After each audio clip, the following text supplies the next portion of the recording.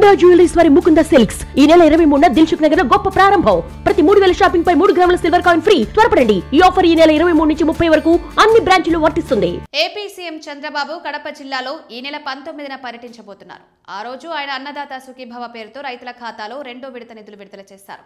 ఈ కార్యక్రమం కోసం కమలాపురం అసెంబ్లీ నియోజకవర్గం పెండ్లిమారి మండలంలో పర్యటించనున్నారు. ఈ సందర్భంగా ఆయన రైతులతో ముఖాముఖి మాట్లాడతారు. వారితో అన్ని విషయాలను పంచుకుంటారు. వారి సమస్యలను ఆలకిస్తారని అధికార వర్గాలు చెబుతున్నాయి.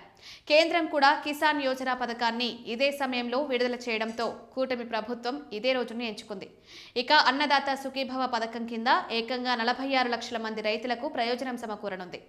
వారి ఖాతాలోకి నేరుగా 3,135 కోట్ల రూపాయలు జమ కానున్నాయి. కేంద్రం అదే రోజు ఇచ్చే 2,000 రూపాయలతో కలుపుకొని ప్రతి రైతు కుటుంబానికి 7,000 రూపాయలు అందుతాయన్నమాట.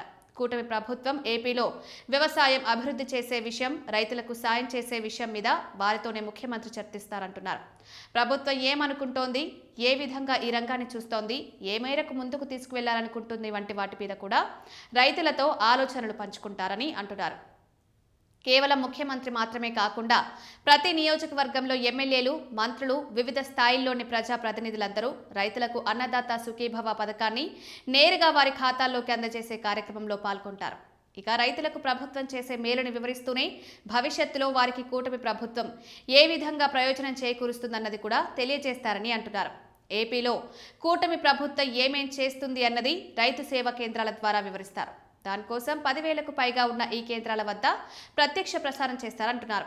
గిరాకీ ఉన్న పంటలు ఏంటి, మార్కెటింగ్ సదుపాయాలు ఎలా లభ్యమవుతాయి, రైతులు పండించే పంటలకు అదనపు ధర ఎలా కల్పించవచ్చు, ప్రకృతి సేద్యం, భూసార పరీక్షల ప్రాముఖ్యత వంటి అంశాల మీద రైతులతో ముఖ్యమంత్రి చంద్రబాబు చర్చిస్తారు.